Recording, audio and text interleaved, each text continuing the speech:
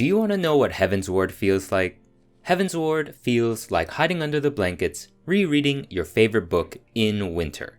What else can be said about this expansion but story, story, story? It grabs you by the collar, shakes you till you're dizzy and says, screw your leveling, screw your crafting and side missions, the train has left the station. And it's not stopping.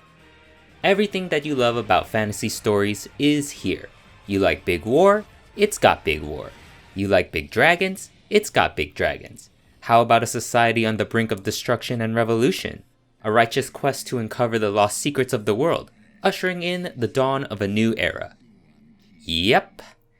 Heavensward slaps the shit out of A Realm Reborn. This is the side quest that says, fuck the main quest, I'm the main quest now. Any questions? And the only thing you'll be thinking is, what took you so long? You'll be playing and then look at the time and what the fuck? How is it 5 a.m.? Okay, I need to go to sleep. Like, right now. After I find out what happens next. If you weren't addicted before, get ready, because you won't be spending time in the real world anytime soon.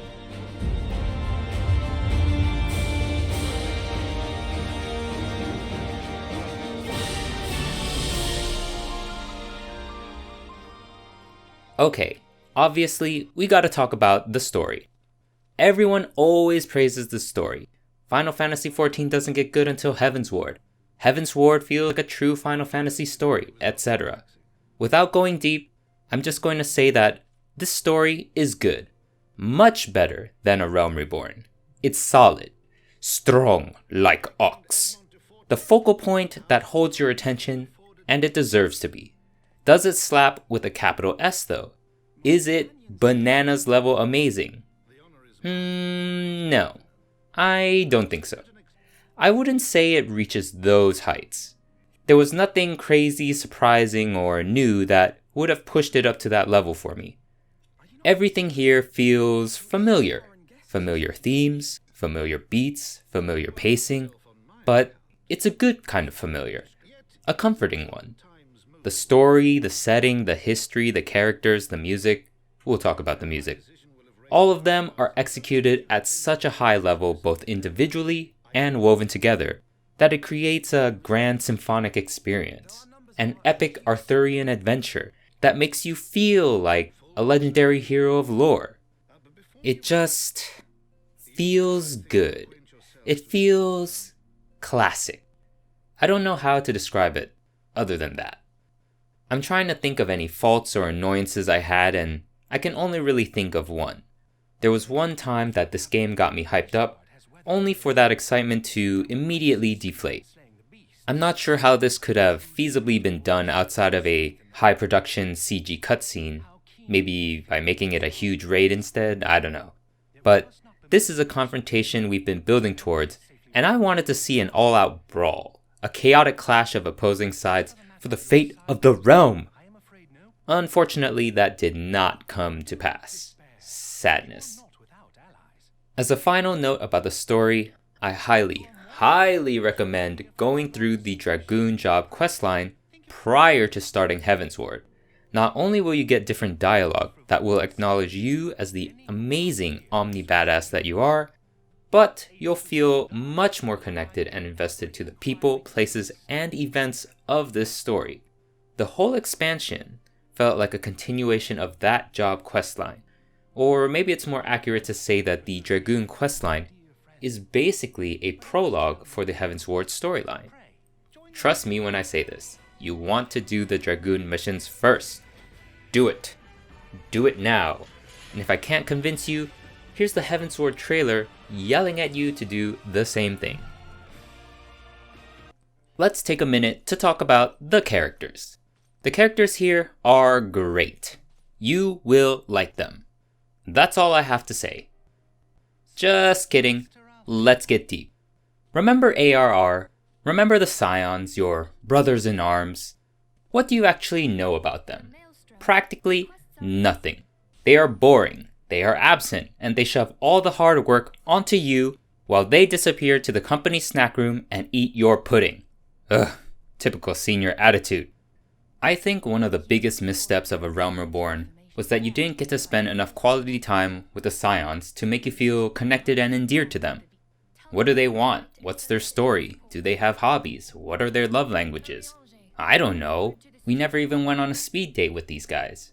They aren't our comrades or friends, they're our co-workers from the other department. The only time we see them is during socials and the yearly retreat. So I don't have any emotional attachment to them. But Square Enix looked at that and said, no, not again. You will love our characters. We will make you love them. How else can we sell merch? And as a result, we got a fully fleshed out cast that is leagues better than A Realm Reborn. In Heavensward, each character feels different. Each character serves a purpose, and each character has their moment without overstaying their welcome. Characters in Heavensward are like the ones you find in a book. Why a book? Because characters and scenes have room to breathe. They have time to reveal their motivations, intentions, and desires, to have character arcs where they stumble, fall, and grow, without it feeling rushed or having them crowd over one another. And it's because of that you feel closer to the characters. They feel like people, like they're your friends. Though you all have different backgrounds, opinions, and skills, you're all pulling in the same direction, working towards the same goal. They are there to help you as much as you're there to help them. As you travel together, you come to rely on each other. Kinda like family. And by the end, you'll be missing your little fellowship and the journey you had together. Then, you'll start New Game Plus to do it all over again.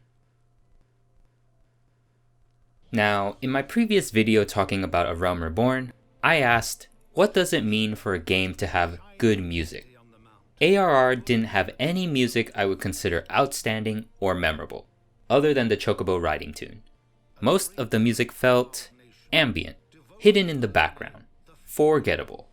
The moment you start Heavensward and the music kicks in, wow, you are transported instantly. It ain't that happy-go-lucky stuff. 5 seconds and you can tell that these guys have got some big issues they're dealing with.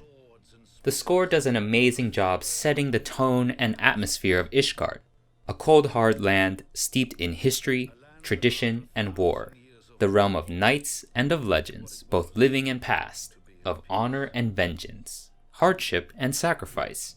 The music paints as much of a picture and tells as much of a story as the visuals and dialogue that it accompanies. It complements and at times elevates poignant moments to really draw out the feels and pull on your heartstrings. At times it's soft and reflective. Others it's solemn and, I really hate using this word, especially because it's the second time I'll be using it, but epic. There, I said it. Without missing a beat, the music lifts you up and drops you right in the moment. I mean, just listen to this track. How can you not get hot and bothered by it? It just sings, "Yes, dragon, get ready, because my pointy stick is going straight up your ass."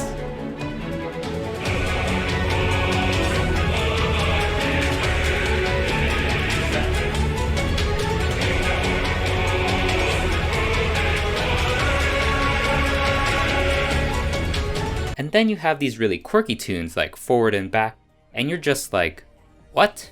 Am I even playing the same game?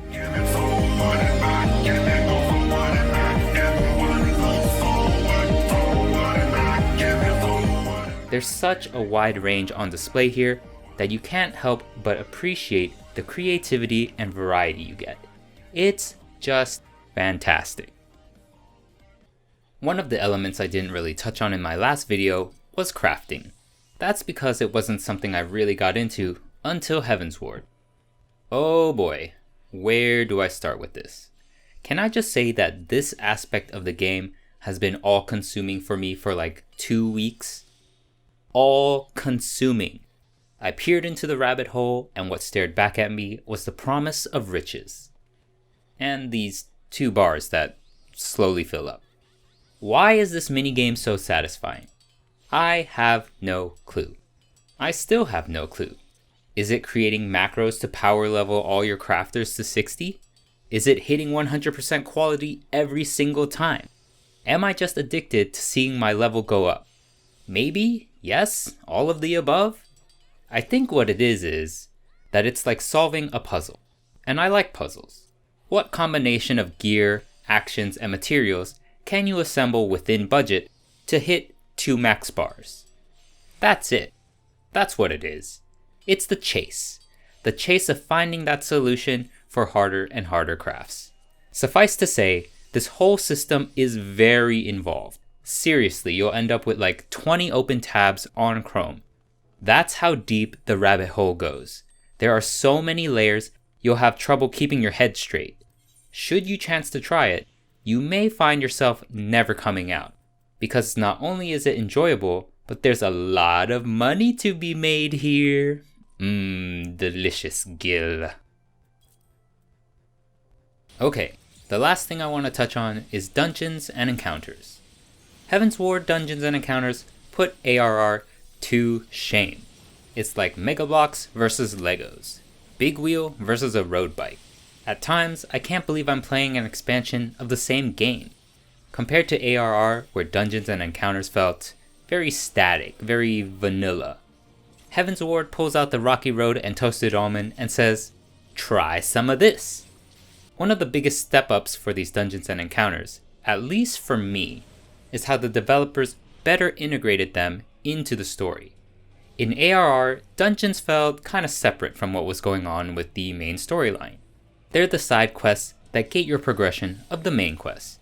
Why are we here? I don't know. There's some cult or something that we have to stop. Why do we care? Because some tertiary character told us to do it. If there was a connection, it's barely there. In Heavensward, dungeons are directly tied to what's going on in the main storyline, giving more meaning and context to being there. It feels better integrated with everything else that's going on, bringing these two pieces that once felt separate together. These dungeons are often precursors to main plot points or important story beats, and it's wholly a better experience for being implemented this way. Way to step it up. Way to step it up!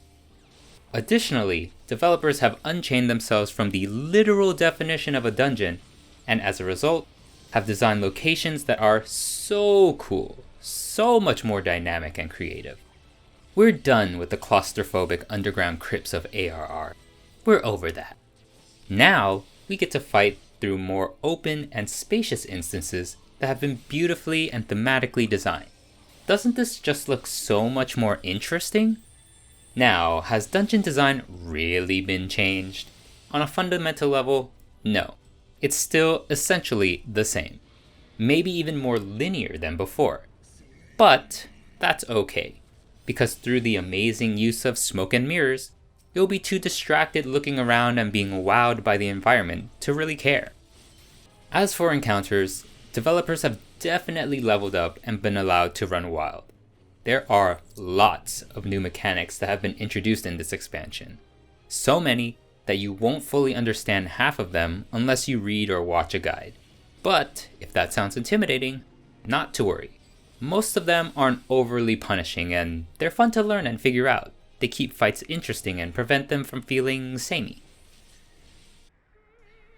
I gotta agree with the chorus that says, this expansion is great. A true Final Fantasy story and experience. I mean, you can definitely tell the developers have learned and improved a lot from ARR. They leveled up massively in almost every way. And I didn't even talk about the combat, which really starts to shine in the 50 to 60 level range.